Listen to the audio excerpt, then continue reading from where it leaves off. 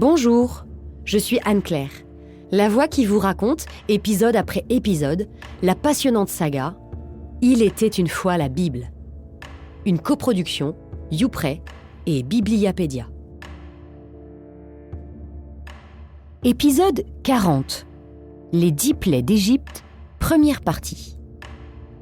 Souvenez-vous, dans l'épisode précédent, Moïse, âgé de 83 ans, c'est fou comme le temps passe vite dans la Bible, Moïse et Aaron étaient allés parler à Pharaon.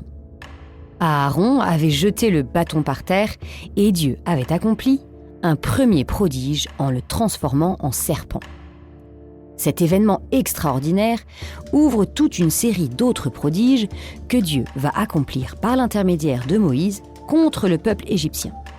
Tous ces prodiges rythmeront les échanges avec l'inflexible Pharaon.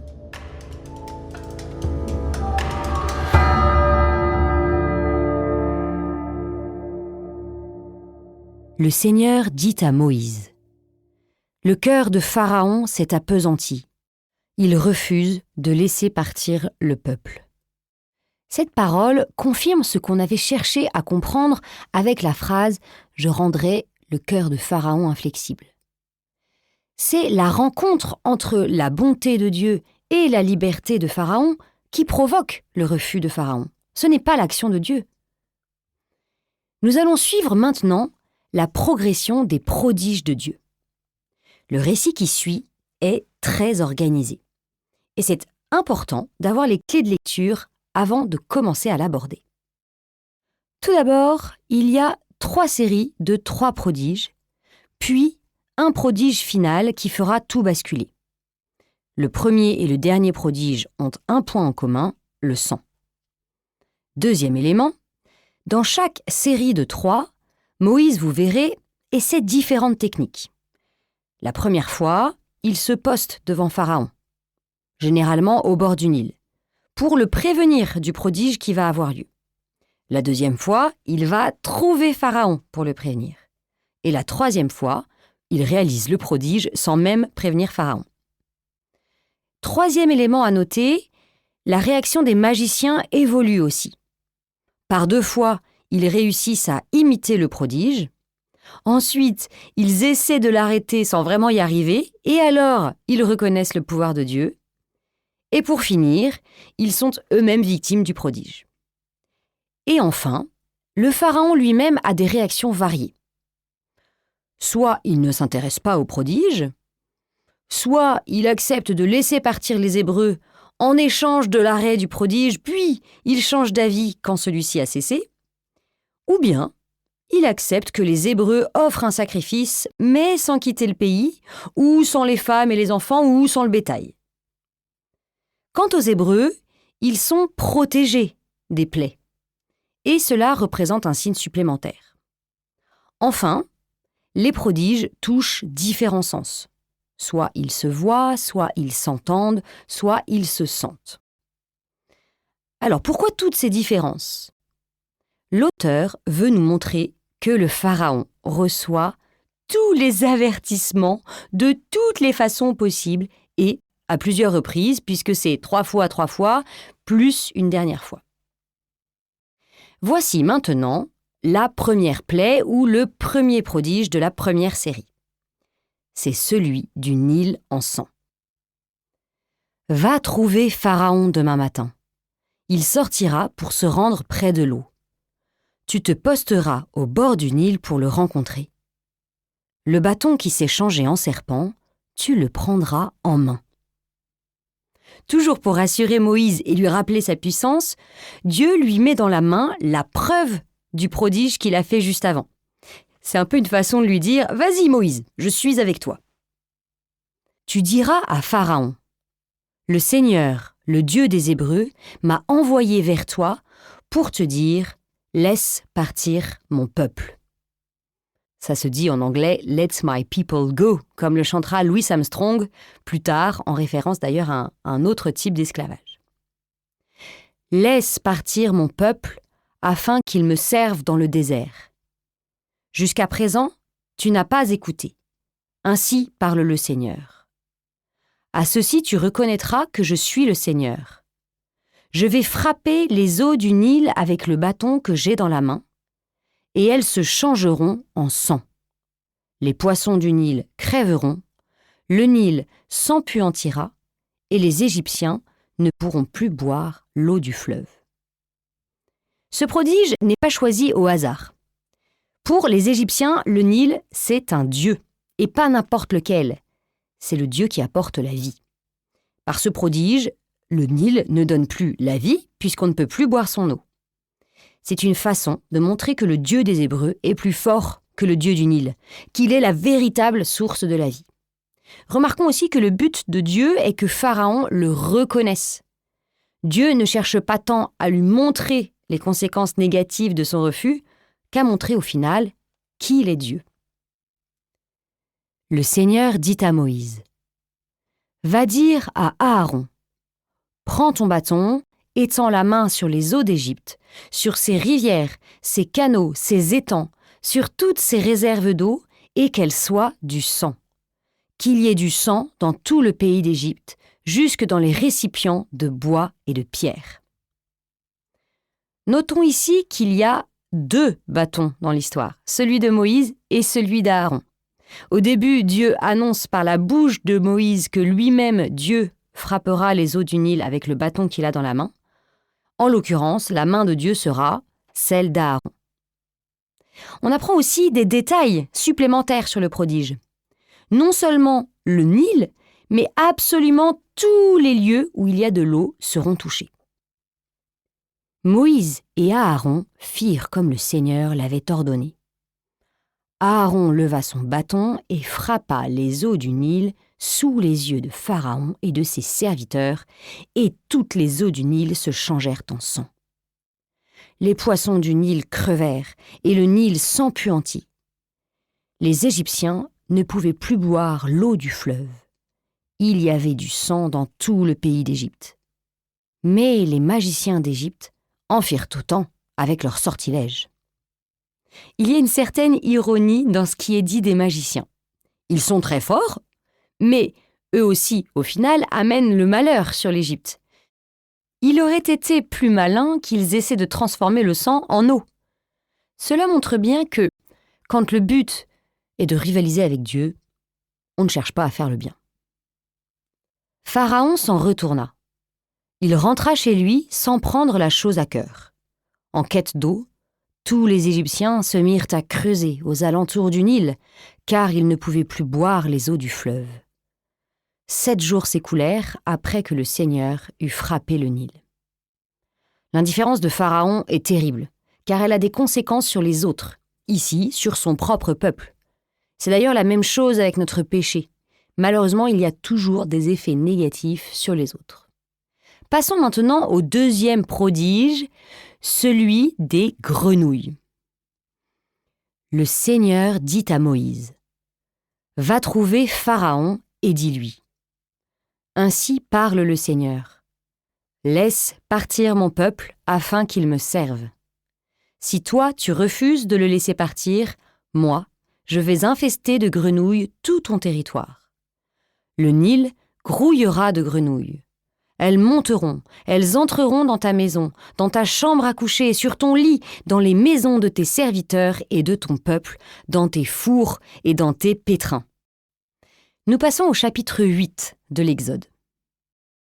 Le Seigneur dit à Moïse : « Va dire à Aaron : étends la main avec ton bâton sur les rivières, les canaux, les étangs, et fais grimper les grenouilles sur le pays d'Égypte. » Aaron étendit la main sur les eaux d'Égypte. Les grenouilles grimpèrent et couvrirent le pays d'Égypte. Mais les magiciens en firent autant avec leurs sortilèges.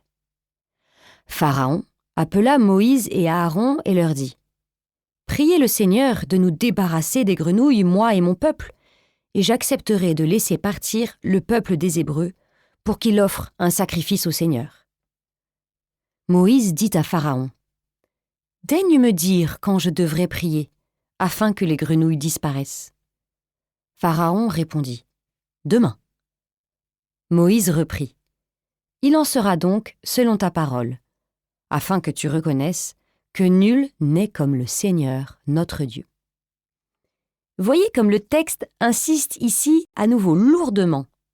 Le premier but de Moïse, et donc de Dieu à travers lui, c'est encore une fois que Pharaon reconnaisse Dieu, avant même de laisser partir les Hébreux.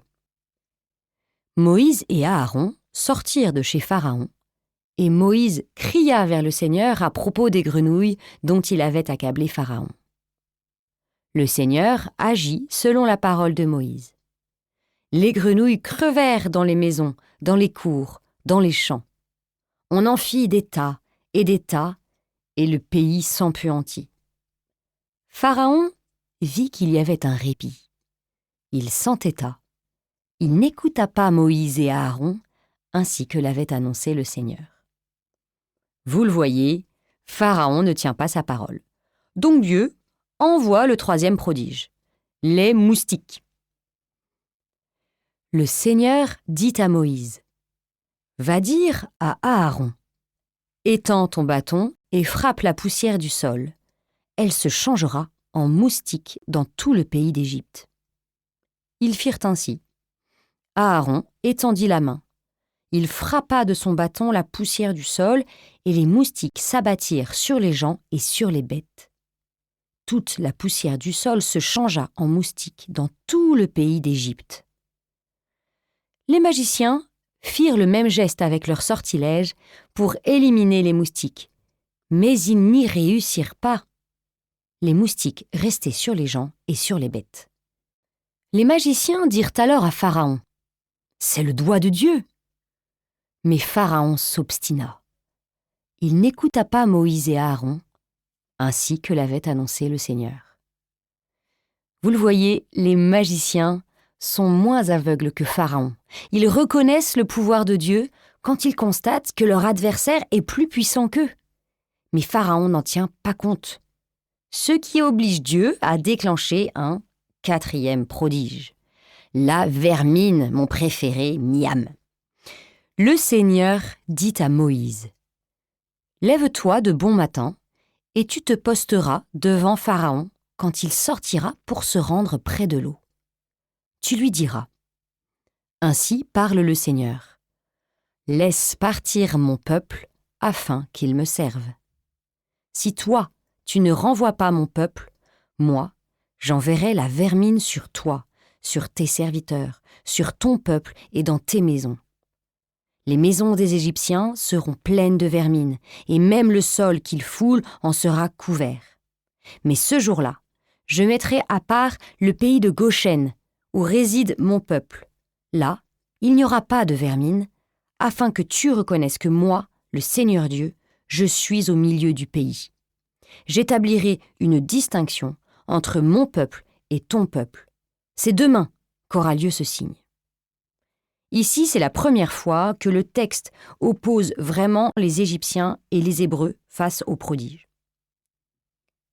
Et le Seigneur fit ainsi. La vermine envahit la maison de Pharaon, celle de ses serviteurs et tout le pays d'Égypte. Le pays en fut infesté. Pharaon appela Moïse et Aaron et leur dit, « Allez, offrez un sacrifice à votre Dieu, mais ici, dans le pays. » Moïse répondit, « Sûrement pas, car les Égyptiens ont en abomination les sacrifices que nous offrons au Seigneur notre Dieu. Pourrions-nous faire sous leurs yeux, sans qu'ils nous lapident, un sacrifice qu'ils ont en abomination? Nous voulons aller à 3 jours de marche dans le désert pour offrir un sacrifice au Seigneur notre Dieu. » Pharaon dit, « Moi, je vous laisserai partir, et dans le désert, vous offrirez un sacrifice au Seigneur votre Dieu. Seulement, ne vous éloignez pas trop, et priez pour moi. » Que fait Pharaon? Il négocie. Alors cette démarche peut nous sembler illogique de sa part. Soit Dieu est Dieu, et dans ce cas on ne peut pas négocier avec lui, et ses ordres ne doivent pas être discutés, soit il n'est pas Dieu, et dans ce cas c'est impossible qu'il ait autant de pouvoir que Pharaon, qui était à cette époque l'homme le plus puissant du pays et le plus puissant du monde. Mais en fait, Pharaon ne s'intéresse pas à la vérité. Il veut juste garder ses esclaves qui sont très pratiques pour la survie de son pays. Moïse répondit, « Eh bien, je vais sortir de chez toi et je prierai le Seigneur. Demain, Pharaon, ses serviteurs et son peuple seront débarrassés de la vermine.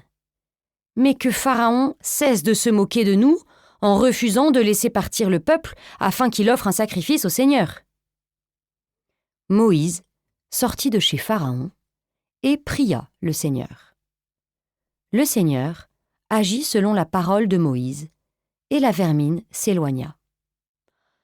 Une fois encore, Pharaon s'entêta et ne laissa pas le peuple partir. Bon, pas de surprise, on est donc parti pour un 5e prodige. On en est déjà à 5. Regardez comme Dieu est patient lorsqu'il veut transformer les cœurs. Alors, petit point de repère biblique, car c'est important que vous puissiez vous replonger vraiment dans la totalité de ce récit épique. Nous sommes maintenant au chapitre 9 du livre de l'Exode. Et ce 5e prodige, c'est la peste. Le Seigneur dit à Moïse : « Va trouver Pharaon et dis-lui : Ainsi parle le Seigneur, le Dieu des Hébreux. Laisse partir mon peuple afin qu'il me serve. Si tu refuses de les laisser partir, voici que la main du Seigneur s'abattra sur tes troupeaux qui sont dans les champs, sur les chevaux, les ânes, les chameaux, sur le gros et le petit bétail. Ils seront frappés d'une terrible peste. Le Seigneur fera la distinction entre les troupeaux d'Israël et les troupeaux des Égyptiens. Pas une seule bête appartenant aux fils d'Israël ne périra. » Le lendemain, le Seigneur mit sa parole à exécution. Tous les troupeaux des Égyptiens périrent, mais dans les troupeaux des fils d'Israël, pas une bête ne périt. On serait à la place de Dieu, ça fait longtemps qu'on aurait écrabouillé Pharaon. Mais Dieu n'est pas comme nous, et il lance un 6e avertissement à Pharaon. Dieu va maintenant envoyer ce qu'on appelle des ulcères. Le Seigneur dit à Moïse et à Aaron : « Prenez 2 pleines poignées de suie de fourneau et que Moïse la lance en l'air sous les yeux de Pharaon. Elle deviendra une fine poussière qui retombera sur tout le pays d'Égypte et provoquera chez les gens et les bêtes des ulcères bourgeonnant en pustules. » Ils prirent de la suie de fourneau et vinrent se tenir devant Pharaon. Moïse la lança en l'air. Hommes et bêtes furent couverts d'ulcères bourgeonnant en pustules. Les magiciens ne purent se tenir devant Moïse à cause des ulcères. En effet, ils en étaient couverts comme tous les Égyptiens. Le Seigneur fit en sorte que Pharaon s'obstine. Et celui-ci n'écouta pas Moïse et Aaron, ainsi que l'avait annoncé le Seigneur. Nous arrivons ici à la fin des 2 premières séries de 3 prodiges sur les 10 au total. Récapitulons ce que Dieu a déjà fait pour se faire reconnaître de Pharaon. Dans la première série, il a transformé le Nil en sang, envoyé des colonies de grenouilles, transformé les grains de poussière du sol en nuées de moustiques. Et dans la seconde, il a répandu de la vermine, fait apparaître la peste et déclenché des ulcères. J'espère comme moi que vous trouvez cette histoire trop longue. Cela vous montre à quel point Dieu patiente. Nous allons quand même nous arrêter ici pour aujourd'hui. Et la prochaine fois, nous attaquerons la dernière série de prodiges. Et vous verrez que ce qui s'est passé jusqu'à présent, eh bien c'est de la rigolade à côté.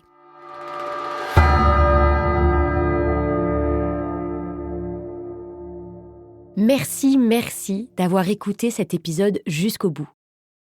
Si ce podcast vous plaît, n'hésitez pas à nous le dire en mettant le plus d'étoiles possible et à vous abonner pour être notifié du prochain épisode. À très bientôt.